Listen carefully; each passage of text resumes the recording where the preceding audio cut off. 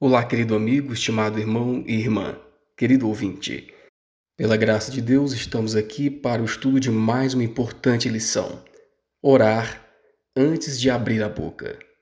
Jó capítulo 6, verso 24. Ensinai-me e eu me calarei, e fazei-me entender que errei. Controlar a língua é um desafio constante, mas não é impossível. Pela graça de Deus podemos ter esse domínio. A língua, ela é uma das partes mais poderosas e influentes do nosso ser. Ela tem o poder de edificar, de abençoar, mas por outro lado também tem o poder de destruir, de amaldiçoar. O apóstolo Tiago, em Tiago 3, verso 2, ele nos faz lembrar que em algum momento todos nós tropeçamos no uso inadequado das nossas palavras. Se alguém não tropeça em palavra, o tal varão é perfeito e poderoso para também refrear todo o corpo. A luz que ilumina nosso caminho, a verdade que se apresenta à nossa consciência, condenará e destruirá a alma ou a santificará e a transformará. Estamos vivendo muito perto do fim do tempo de graça para nos contentarmos com uma obra superficial. Então, queridos, nós precisamos reconhecer o poder que há na língua. Nossas palavras têm um impacto profundo em nós mesmos e nas outras pessoas também ao nosso redor. Tem o poder de trazer a vida, encorajamento, mas também tem o poder de causar feridas, destruição. Então, precisamos reconhecer o poder da língua e o primeiro passo, então, é buscar o controle adequado dela. Esse controle nós conseguimos por meio do Espírito Santo, por meio de Cristo. Então, nós devemos usar a língua de forma consciente, usar nossas palavras de forma consciente e estar dispostos a assumir as responsabilidades pelo que falamos. Então, nessa questão, o primeiro passo é buscar a sabedoria de Deus, porque dominar a língua requer a sabedoria divina. Nós não somos capazes de controlar nossas palavras apenas com os nossos próprios esforços. Nós precisamos buscar a orientação de Deus e permitir que o Espírito Santo nos guie no nosso falar. Através da leitura da palavra de Deus, através da oração, da comunhão com Deus, então nós seremos capacitados a escolher nossas palavras com sabedoria e amor. Sem Cristo, nós não podemos fazer essa obra. O controle da língua é apenas um aspecto do autodomínio que nós devemos buscar como seguidores de Cristo. Ao nos submetermos, então, à obra do Espírito Santo e permitir que ele nos molde, desenvolveremos, então, uma maior capacidade de dominar nossas ações, pensamentos e palavras. Que Deus opere na nossa vida. O primeiro tópico, acalmando nosso eu. Nós aprendemos no primeiro tópico, conforme Tiago 3, verso 1, Marcos 9, 35. Nós aprendemos que existem pessoas que estão sempre prontas para querer dominar os outros. Isso não é bom. Conforme Tiago 3, verso 1, aquele que quer dominar o outro receberá o mais duro juízo de Deus. A pessoa que quer dominar vive no amor ao eu, vive no amor ao ego. Ele sempre se acha a pessoa mais importante, sempre se acha a pessoa mais certa. No seu próprio conceito de vida, ela nunca erra. Ela está certa em tudo. A opinião das outras pessoas não importa tanto. O mais importante é a sua própria opinião, né? Ela está certa em tudo, demonstrando então falta de humildade na sua forma de viver e de falar também. Deus responsabiliza cada um pela influência que envolve sua alma, tanto por si mesmo quanto em relação aos outros.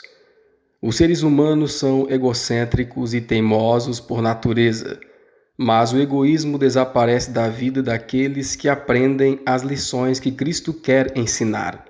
Tornam-se participantes da natureza divina, e Cristo vive neles. Consideram todos os demais humanos como irmãos, com aspirações, capacidades, tentações e provas semelhantes, que também anseiam por compaixão e precisam de assistência. O segundo tópico, cultivando uma atitude melhor.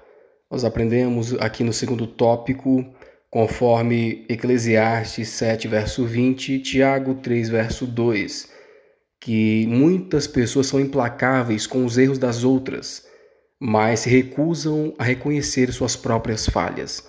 E a palavra de Deus condena tal atitude. A pessoa que é implacável com os erros dos outros, com o erro do próximo, deve se lembrar então que aqui nessa terra não há ser humano que não cometa erros, que ela também é passível de errar. Todo mundo pode eventualmente cair numa falha, em alguma dificuldade. Então todos podem acabar cometendo erros na vida. Tiago 3, verso 2 diz: porque todos pecamos em muitas coisas, porque todos tropeçamos em muitas coisas. Então, ao invés de ficarmos olhando a vida da outra pessoa, precisamos olhar para Cristo, olhar para nós mesmos, no sentido de ver nossas próprias falhas e olharmos para Jesus, que é o autor e consumador da nossa fé, que é o nosso modelo. Nós não devemos viver como detetives, investigando a vida do próximo, e procurando erros. E sempre estar, então, com tom de crítica sobre a vida do próximo, Precisamos cultivar uma nova atitude, uma melhor atitude nesse sentido. Nenhum daqueles que se tornam detetives consegue, ao menos, ver a tendência da posição que assumiram ao se esforçarem para se tornar um poder controlador. Cadê a visão espiritual clara que deveriam ter? Porque conseguem perceber um cisco no olho do irmão, mas não notam a viga no próprio olho? Nós aprendemos ainda no segundo tópico que uma pessoa atingiu um nível de perfeição moral quando ela busca controlar sua língua e seus pensamentos em relação ao próximo, tendo a consciência de que ela também pode cometer erros. Uma pessoa que atingiu um nível de perfeição moral não andará suspeitando mal do próximo, conforme 1 Coríntios 13, verso 5, e aprenderá a controlar o uso da sua língua. E a única forma de alcançarmos essa perfeição, de mudar de hábitos, é buscar o poder do alto. Somente com o poder de Cristo na nossa vida, somente com a ação do Espírito Santo é que nós podemos vencer o mau hábito de falar mal dos outros. Que os desconfiados que pensam mal de seus irmãos e os criticam se lembrem de que estão fazendo o trabalho do diabo. Que cada membro da igreja trabalhe com fervorosa determinação e orem por ajuda para curar o órgão enfermo, a língua. Não amplie os pequenos erros que alguém comete, mas pense no bem que há nessa pessoa. Faça um concerto com Deus de que guardará bem as palavras dele. Se alguém não tropeça em palavra, o tal varão é perfeito e poderoso para também refrear todo o corpo. Lembre-se de que um discurso vingativo nunca faz a pessoa sentir que conquistou uma vitória. Deixe Cristo falar por você.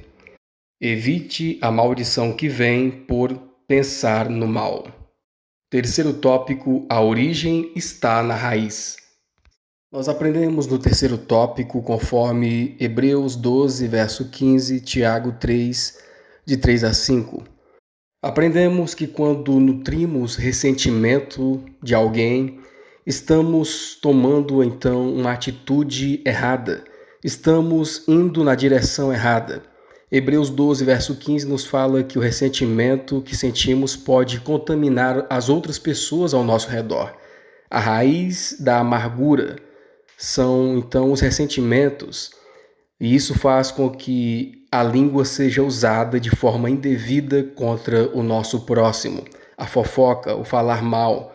Então nós devemos tomar uma atitude melhor, devemos tomar cuidado com a amargura e com o ressentimento contra uma pessoa que muitas vezes pode ter causado realmente uma injustiça, mas precisamos tomar muito cuidado para não termos esse hábito de estar sempre criticando, falando mal de alguém. Isso revela amargura, ressentimento. E quando nós nutrimos esse ressentimento, essa amargura contra o nosso próximo, nós não crescemos espiritualmente, assim adverte a palavra do Senhor. Nós só conseguimos Evitar o ressentimento, a amargura contra o nosso próximo, deixando Cristo atuar na nossa vida, deixando a graça de Deus transformar o nosso ser. Você alimenta ressentimento contra o seu marido e contra outros que a ofenderam, mas não consegue perceber em que ponto tem errado e piorado a situação devido ao mau caminho em que escolheu andar. Seu temperamento está amargurado contra aqueles que foram injustos com você e o ressentimento se expressa mediante reprovações e censura. Isso dá um alívio momentâneo ao coração amargurado, mas deixa uma cicatriz duradoura na alma. A língua é um pequeno órgão, mas você cultiva o mau uso dele até transformá-lo em um fogo consumidor. Todas essas questões tendem a impedir seu crescimento espiritual.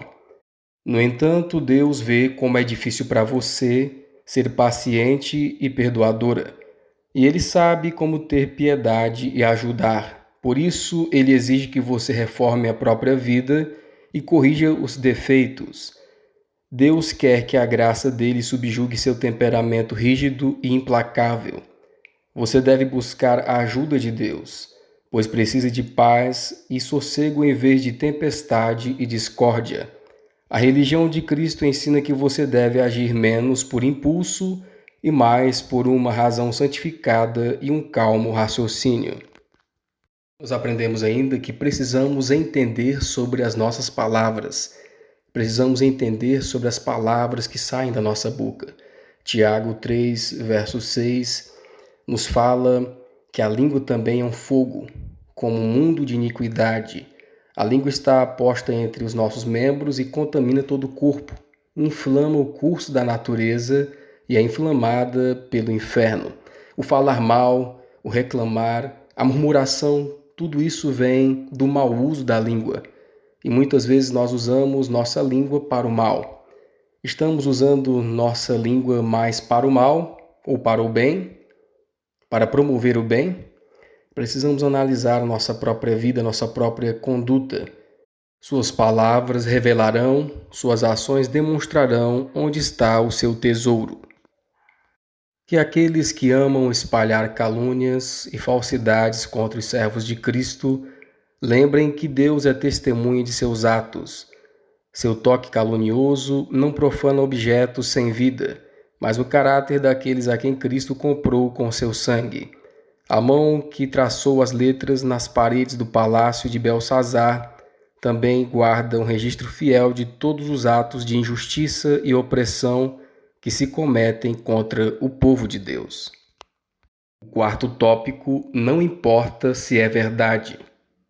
Aqui no quarto tópico, conforme Salmo 15, de 1 a 3 e 1 Coríntios 13, verso 6, nós aprendemos que Deus traz um apelo para o seu povo contra uma tendência perigosa em nossos dias. Muitos dedicam tempo em difamar e caluniar os outros.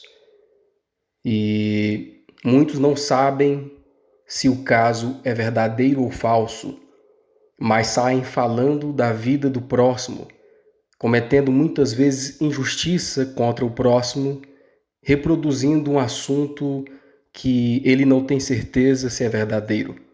A palavra de Deus, no Salmo 15, verso 1 a 3, nos fala daqueles que irão morar no templo do Senhor, no santo monte do Senhor. Aquele que anda em sinceridade. É feita a pergunta: quem habitará no seu santo templo?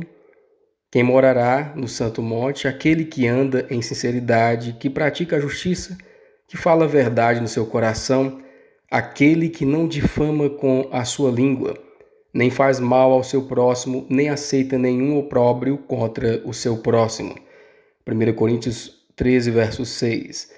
Não folga com a injustiça, mas folga com a verdade. Então, a palavra do Senhor hoje nos adverte contra essa situação, essa tendência perigosa. E se o caso for verdadeiro, é preciso ter o domínio próprio para não aumentar, não espalhar as dificuldades das outras pessoas. Línguas invejosas e vingativas pintam atos e motivos para se adequarem às suas próprias ideias. Elas fazem o preto parecer branco e o branco preto. Quando criticados por suas declarações, alguns dizem: mas elas são reais. Digamos que o fato declarado seja mesmo verdadeiro. Isso justifica sua atitude? É claro que não. Se Deus juntasse todas as acusações verdadeiras que pudessem ser feitas contra você e as traçasse num açoite para puni-lo, suas feridas seriam maiores e mais profundas do que as que você causou ao irmão. Nós aprendemos ainda aqui no quarto tópico que dos 7 pecados que Provérbios cita como abominação ao Senhor, 3 estão relacionados ao mau uso da palavra, da língua. Provérbios 6, 16 a 19. Estas coisas o Senhor odeia, e a 7ª a sua alma abomina: olhos altivos, língua mentirosa, mãos que derramam sangue inocente, o coração que maquina pensamentos perversos, pés que se apressam a correr o mal, a testemunha falsa que profere mentiras, e o que semeia contenda entre os irmãos. Então, desses pecados, a metade, tem relação ao mau uso das nossas palavras, ao mau uso da língua. Precisamos meditar sobre isso, como temos lidado com isso. Quinto tópico, uma arma que fere. Então nós sabemos que o mau uso da língua, o mau uso das palavras é uma arma potente, que pode destruir vidas, ao mesmo passo que, por outro lado, pode abençoar, pode construir, pode ajudar pessoas, E podemos fazer a obra de Cristo usando de forma correta e sábia a língua. Como e por que devemos evitar o hábito tão comum de fofocar? Jó 6, verso 24, Provérbios 11, 13. Provérbios 26, de 20 a 22. Ensinai-me e eu me calarei, e fazei-me entender que errei. Então nós vemos aqui, irmãos, que muitas vezes é melhor mantermos a nossa boca calada, Precisamos ficar muitas vezes em silêncio. Aprendemos aqui no quinto tópico que precisamos evitar o mau hábito de falar mal da vida dos outros, de fofocar sobre a vida dos outros. E para isso precisamos então nos unir a Jesus, nos unir a Deus em oração, em comunhão e pedir o que Jó pediu. Se for para falar, se não for para falar bem, melhor mantermos a nossa boca em silêncio. Ensina-me e eu me calarei. Precisamos pedir o ensino de Cristo a respeito desse assunto. O mexeriqueiro revela o segredo, mas o fiel de espírito o mantém em oculto. Provérbios 11, 13. Provérbios 26, 20 a 22. Sem lenha o fogo se apagará, e não havendo intrigante, cessará a contenda.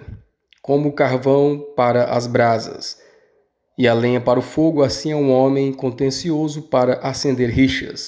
As palavras do intrigante são como doce bocados, elas descem ao mais íntimo do ventre. Então tem pessoas que se deliciam, com a intriga, com a fofoca, com a briga, mas isso não é do agrado de Deus. Precisamos pedir a graça de Deus para vencermos esse mau hábito. Devemos nos esforçar para pensar bem de todas as pessoas, especialmente de nossos irmãos e irmãs, até criarmos o hábito de pensar diferente. Não devemos acreditar rapidamente nas notícias maldosas. Elas são muitas vezes o resultado da inveja ou de mal-entendidos, ou podem surgir de exageros ou de uma divulgação tendenciosa de fatos. O ciúme e a desconfiança, uma vez permitidos, se espalharão como sementes ao vento. Se um irmão se desviar, então é hora de demonstrar nosso verdadeiro interesse por ele. Portanto, aproxime-se gentilmente, ore com ele e por ele, nunca esquecendo o preço infinito que Cristo pagou por sua redenção. Dessa forma, você pode salvar uma alma da morte e cobrir uma multidão de pecados. Que Deus nos dê a sua graça para vencermos o que precisamos vencer e que essa maravilhosa lição nos ajude a compreendermos a vontade do Senhor. Esse é o nosso desejo e a nossa oração.